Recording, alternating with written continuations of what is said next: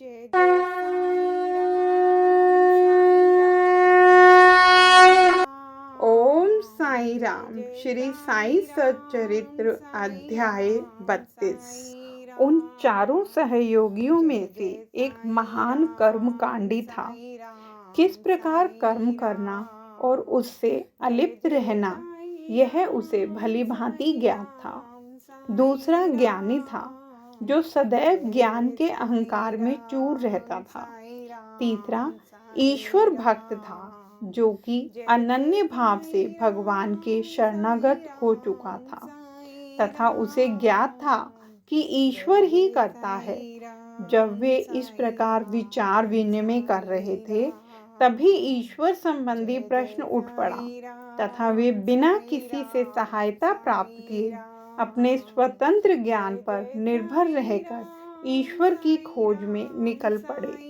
श्री साईं, जो विवेक और वैराग्य की प्रत्यक्ष मूर्ति थे, उन चारों लोगों में सम्मिलित थे। यहाँ कोई शंका कर सकता है कि जब साईं स्वयं ही ब्रह्म के अवतार थे, तब वे उन लोगों के साथ क्यों सम्मिलित हुए और क्यों उन्होंने ऐसा आचरण किया।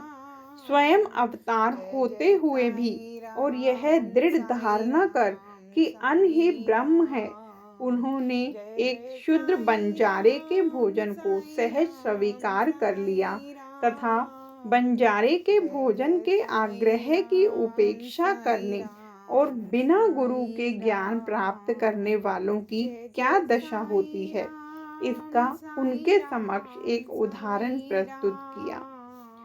तैत्तिरीय उपनिषद का कथन है कि हमें माता पिता तथा गुरु का आदर सहित पूजन कर धार्मिक ग्रंथों का अध्ययन करना चाहिए। ये चित्त शुद्धि के मार्ग हैं और जब तक चित्त की शुद्धि नहीं होती, तब तक आत्मानुभूति की आशा व्यर्थ है।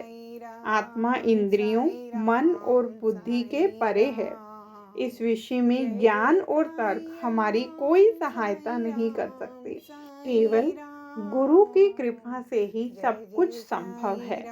धर्म, अर्थ और काम की प्राप्ति अपने प्रयत्न से हो सकती है, परंतु मोक्ष की प्राप्ति तो केवल गुरु कृपा से ही संभव है। श्री साईं के दरबार में तरह तरह के लोगों का दर्शन होता था।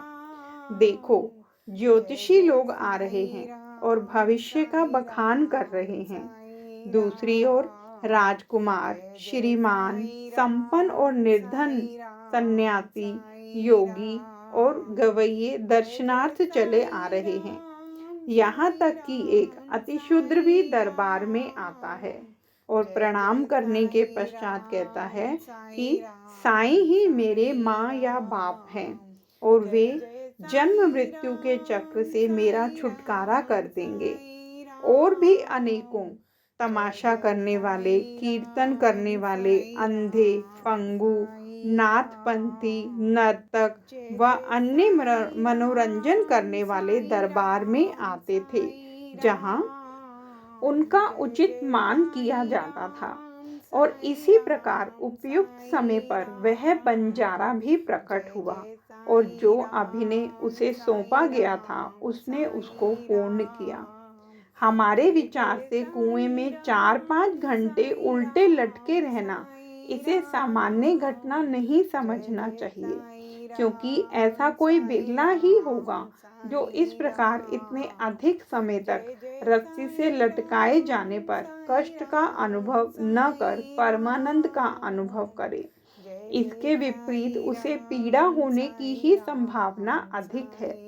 ऐसा प्रतीत होता है कि समाधि अवस्था का ही यहाँ चित्रण किया गया है।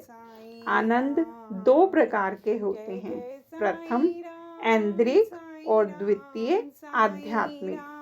ईश्वर ने हमारी इंद्रियों व तन मन की प्रवृत्तियों की रचना बाह्यमुखी की है, और जब वे इंद्रियां और मन अपने विषय पदार्थों में संलग्न होती हैं, तब हमें इंद्रिय चैतन्यता प्राप्त होती है, जिसके फलस्वरूप हमें सुख या दुख का पृथक या दोनों का सम्मिलित अनुभव होता है।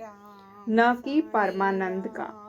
जब इंद्रियों और मन को उनके विषय पदार्थों से हटाकर अंतर्मुख कर आत्मा पर केंद्रित किया जाता है, तब हमें आध्यात्मिक बोध होता है और उस समय के आनंद का मुख से वर्णन नहीं किया जा सकता। मैं परमानंद में था तथा उस समय का वर्णन मैं कैसे कर सकता हूँ। इन शब्दों से ध्वनित होता है कि गुरु ने उन्हें समाधि अवस्था में रखकर चंचल इंद्रियों और मन रूपी जल से दूर रखा। जय साईं राम।